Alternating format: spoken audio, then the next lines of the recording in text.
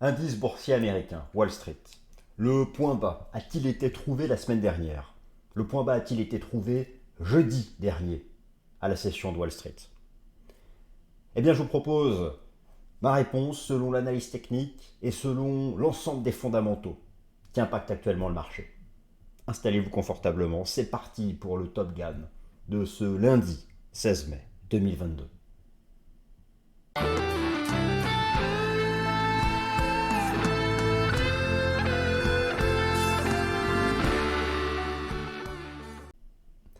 Alors, je suis très heureux de vous retrouver, chers amis.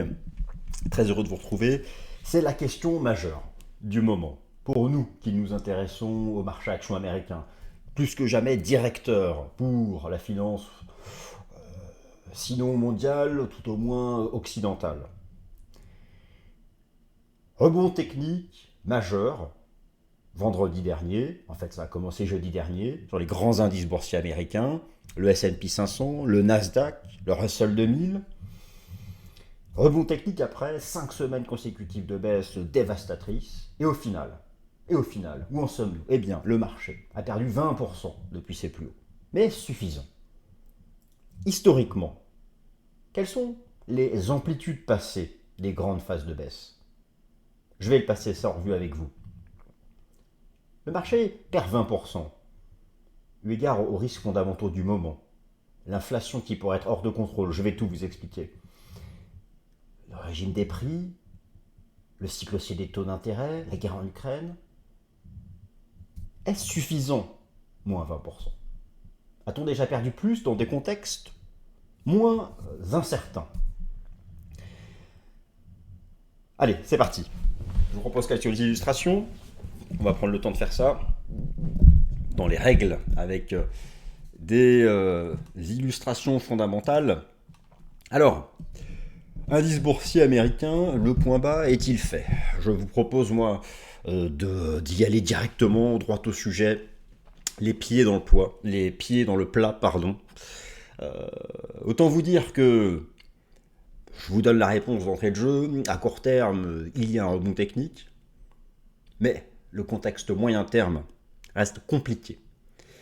J'ai envie de vous dire que ça serait déjà inespéré de défendre pour de bon les points bas de la semaine dernière et de créer un range. Verrons ça. Alors, au programme, en fait, je vais ici vous dévoiler tout simplement mon scénario pour la suite de l'année 2022. En fait, Wall Street n'est fait que par la Fed. La Fed a désigné l'inflation comme ennemi public numéro 1. La Fed va monter ses taux 2 fois en juin.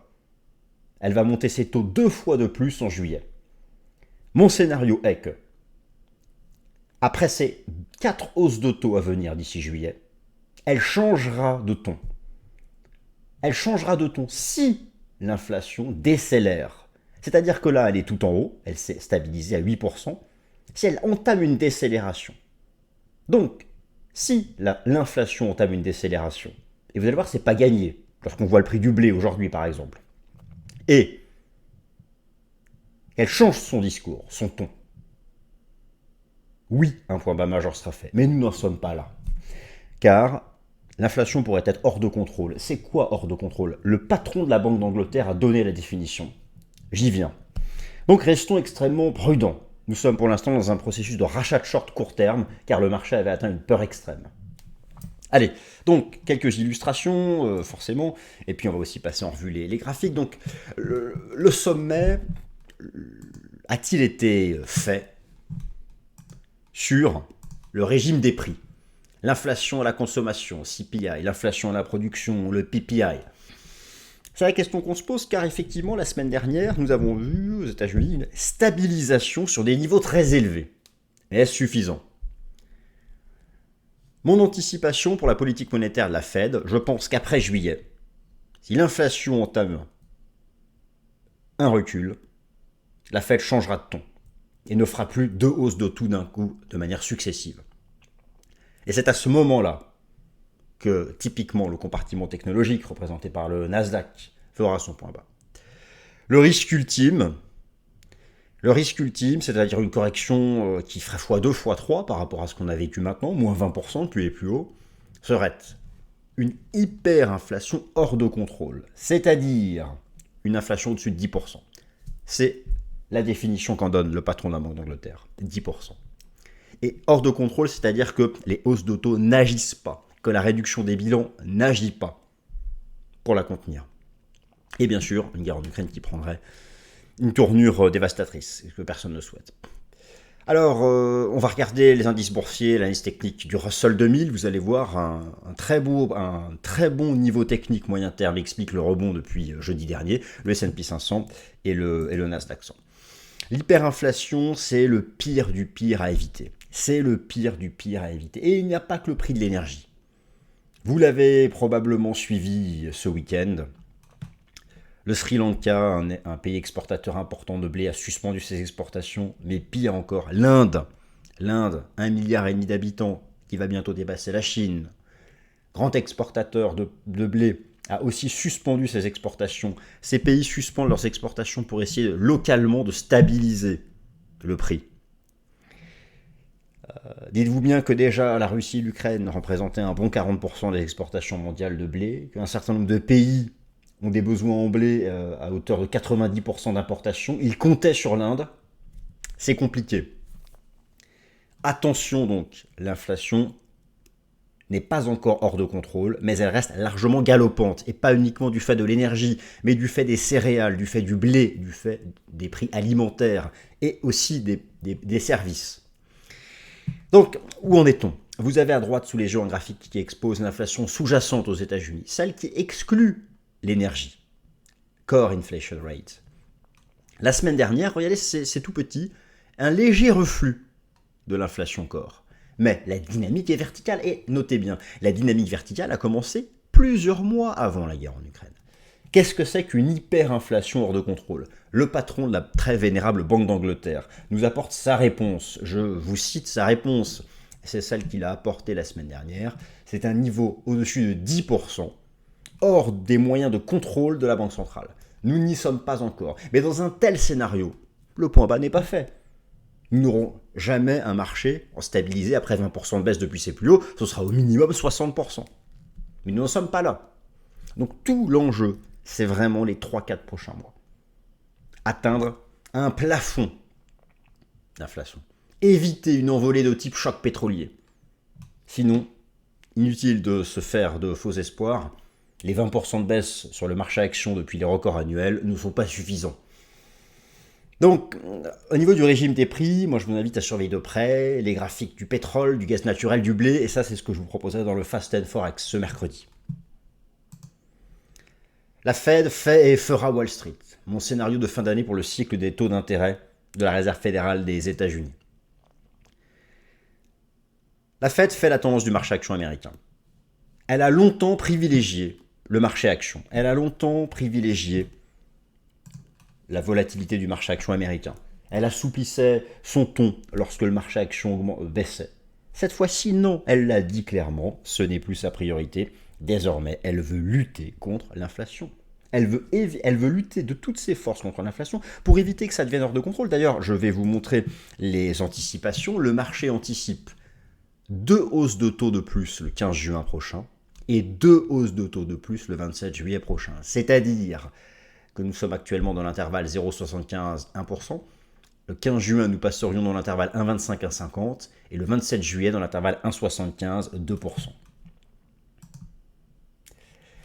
Ici, 0,75, 1,25, 1,50 et 1,75, 2%. C'est énorme. C'est quelque chose d'énorme. Si, grâce à cette action, la dynamique des prix se calme, là oui, le marché action, notamment le Nasdaq, fera son bottom majeur, son creux majeur. Pour le moment, ce n'est pas le cas. Alors, il faut bien comprendre que, historiquement, vous avez sous les yeux un graphique qui expose en orange la courbe du S&P 500 en cours de clôture, sur la base d'une échelle logarithmique. Et en bleu, en point bleu, les taux d'intérêt de la Fed. Jamais jamais, en fait plutôt, tous les creux importants du S&P 500. Observez bien. Tous les creux importants du S&P 500 ont été faits après une séquence de baisse des taux de la Fed. Ce creux, encore celui-ci, ou celui-ci. Des vraies phases de baisse, après plusieurs mois consécutifs de baisse de taux. Ici, un creux majeur, après plusieurs mois de baisse consécutive de taux. Ou encore, le Covid, le creux du Covid, après plusieurs mois de baisse de taux. Et là, nous entamons à peine une phase haussière. Jamais le marché a fait un point bas lorsque la Fed entamait une phase haussière. Par contre, le marché a pu monter avec des hausses de taux. Très bien, il peut monter avec des hausses de taux. Mais le contexte de l'endettement général était bien différent, beaucoup moins important. Mais par contre, un creux majeur, lorsqu'une phase de taux est initiée, n'a jamais eu lieu. Donc, le cadre moyen-long terme reste incertain.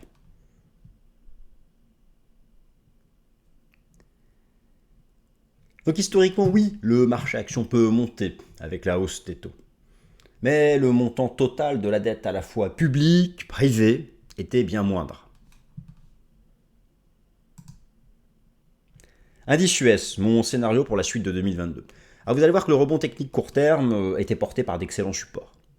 Il y a eu des proportions de marché respectées sur le Nasdaq 100, sur le S&P 500, des supports horizontaux sur les graphiques de long terme, et je vais insister sur l'horizontal mensuel, vous allez voir. Mais c'est lui qui rend le cadre moyen-long terme encore incertain. Mon anticipation, le rebond à court terme, mais une longue phase ensuite d'incertitude moyen-long terme, au mieux latérale. Alors, déjà, première raison du rebond technique court terme, un niveau de peur extrême qui avait été atteint par le marché. Vous avez sous les yeux le Fear and Greed Index pour le S&P 500. Le S&P 500 Fear and Greed Index. En date d'aujourd'hui du 16 mai, il était même jeudi dernier dans un niveau encore plus bas. C'est l'approche contrarienne des marchés financiers. Je vous invite à reprendre une vidéo que j'ai faite sur la chaîne, dans la playlist Analyse technique, sur le sentiment du marché, l'approche contrarienne des marchés financiers. Eh bien, un niveau de peur extrême participe à un point bas court terme. C'est donc ce dans quoi nous sommes maintenant. Mais, pour le moyen long terme, deux inconnus majeurs subsistent, la guerre et la dynamique de l'inflation. Et même sur le plan purement technique, en faisant fi du cadre fondamental, les graphiques mensuels invitent toujours à la prudence. Ces mêmes graphiques mensuels, rappelez-vous, je vous en avais parlé en janvier, qui montraient des divergences baissières très nettes dès le début d'année, bien avant le déclenchement de la guerre. Parce que l'inflation a commencé 1 an avant la guerre en Ukraine. La guerre n'a fait que rajouter un degré à ce régime des prix galopants. Je vais vous reparler du pourcentage d'actions vis-à-vis des moyennes mobiles simples à 20, 50 et 200 jours, c'est important. Il faut aussi regarder Apple, première capitalisation boursière mondiale, comme un bon baromètre. Alors, je vais commencer par cela. Nous allons regarder le pourcentage d'actions vis-à-vis des moyennes mobiles simples à 20, 50 et 200 jours aux États-Unis, donc pour Wall Street. Tout d'abord, lorsque je vous parlais de l'inflation hors de contrôle, il y a l'énergie. Je ne fais que effroler le sujet car j'en parlerai dans le Fast and Forex ce mercredi, mais il y a aussi les céréales, le prix alimentaire. L'Inde, observez l'effet aujourd'hui, 5% de hausse, gap haussier sur le contrat futur blé, suite aux annonces de suspension d'exportation du Sri Lanka et de l'Inde. Donc vous voyez que nous sommes toujours dans une inflation galopante. Il n'y a pas que le prix de l'énergie.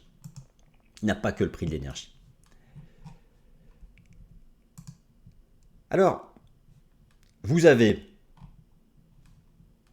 ici le pourcentage d'actions au-dessus de la moyenne mobile à 200 jours.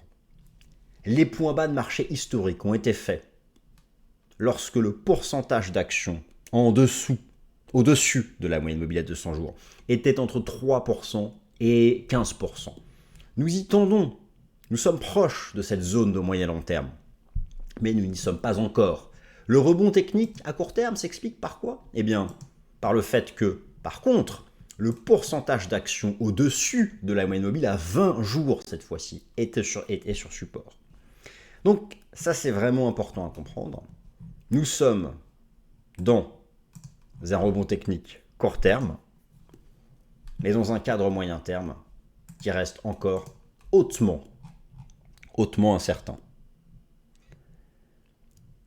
Et je vous l'illustre tout de suite. Commençons par le graphique du contrat futur S&P 500 en données mensuelles. Alors attention, je suis sur une échelle logarithmique, c'est très important d'avoir ça en tête. Lorsque vous êtes sur des graphiques de long terme, il convient d'adopter une échelle logarithmique pour que la représentation ait du sens, qu'elle tienne compte de l'évolution en pourcentage et pas en nombre de points, car le capital est bien influencé par l'évolution en pourcentage, et seulement en pourcentage. Étudions les grandes phases baissières passées. La bulle Internet, entre le plus haut et le plus bas, moins 50%. Et il n'y avait pas d'hyperinflation ni de guerre. Il y avait l'hyperinflation technologique, dite .com 2.0. La crise financière, la crise des subprimes, le décrochage baissier causé à l'époque par la faillite de Lehman Brothers, moins 58%. La crise boursière du Covid, moins 30%. Et là, le marché a fait moins 19%. Je vous repose la question.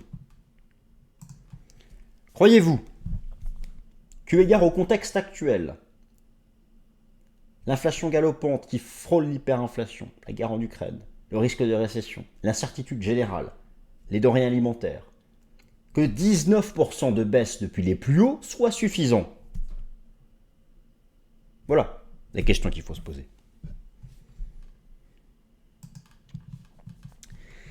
Donc, c'est, je pense, une prise de recul nécessaire qu'il faut avoir. Comparer les replis depuis les plus hauts et comparer les contextes en termes d'incertitude. Alors maintenant, reprenons toujours ce graphique mensuel. Je vais y ajouter le système Ishimoku qui est très percutant. Vous avez un signal qui a été donné il y a 2 mois par la cassure de Tenkan-sen en données mensuelles. La cible, c'est Kijun-sen. Il y a 2 options. Déjà, je vous rappelle la divergence baissière de RSI qui était très propre en décembre dernier. Nous sommes pour l'instant dans un scénario correctif similaire à ce que nous observons depuis 12 ans. On revient sur 50, vous voyez. La seule différence était que lorsqu'on brisait 50, le pullback à l'époque, ici c'était le marché baissier de la crise financière, eh bien nous avions fait que la moitié du chemin. En gros, soit le marché réussit à se stabiliser sur les points bas de la semaine dernière, sans s'envoler, sans faire de nouveaux records, ne rêvons pas, mais au moins de créer un trading range au-dessus des points bas de la semaine dernière, et de tenir 50 sur le RSI mensuel, il évitera de faire x2, comme ce fut le cas ici, en 2007-2008. Donc, la question est qui est liée aux fondamentaux. Nous avons fait, au bas mot, la moitié du chemin correctif, si nous n'avons toujours aucun contrôle sur le régime des prix. Et c'est pourquoi la Fed passe en mode agressif de plusieurs hausses consécutives, à chaque fois de 2 hausses de taux d'un coup. Chaque mois, les données de prix permettront d'actualiser la vue de marché. Pour l'instant, la semaine dernière, nous avons vu une stabilisation, mais sur des niveaux très hauts. L'option d'une stabilisation, c'est ensuite de voir par exemple Kijun-sen remonter et d'arriver, elle, au contact des prix, et non pas les prix qui arrivent à son contact. Alors pour le cadre court terme, vous avez donc la bougie japonaise de jeudi, le rebond technique. Il est possible que le rebond technique se poursuive sur le S&P 500 en direction des 4100 points. Qui correspond à quoi? Le point bas du 24 février dernier, qui était le point bas de la bougie du jour 1 de l'invasion de l'Ukraine par l'armée russe. Et il y a eu un autre gros support qui a permis un rebond, je vais vous montrer ça. Vous connaissez le Russell 2000, qui est l'indice des 2000 plus grosses capitalisations boursières américaines. Je passe ici en plein écran. Et bien voilà, Le rebond technique jeudi dernier a été initié au contact de cet énorme niveau horizontal sur le Russell 2000 qui est le point haut avant le décrochage du choc boursier lié à la crise sanitaire. À l'époque, la phase de 40% de baisse est signal d'achat lorsqu'on est ressorti par le haut de la zone de survente. Là, nous y entrons à peine. Donc, le meilleur scénario serait déjà de se stabiliser au-dessus de cette zone. Vous voyez, c'était aussi un point d'accélération haussier en novembre 2020. Donc, le marché reste en rebond technique court terme. C'est la même approche sur le Nasdaq 100. Le Nasdaq 100 a proposé une proportion intéressante, le fameux 1 pour 1. Vous avez ici la première jambe de baisse de l'année, le rebond technique, et j'applique ici une extension de Fibonacci avec le 1 pour 1, et le point bas de la semaine dernière était un A égale C. Donc une proportion, un rebond technique. Mais nous ne sommes pas dans un renversement haussier de moyen terme. Et là aussi, un rebond technique avec une petite div court terme qui peut nous mener jusqu'au niveau des 12 900 $, 12 900 points qui était le point bas ici du déclenchement de la guerre en Ukraine. Donc, j'insiste sur ces aspects-là. Pour le S&P 500, c'est la même chose, le rebond technique, donc vers ces 4100 points.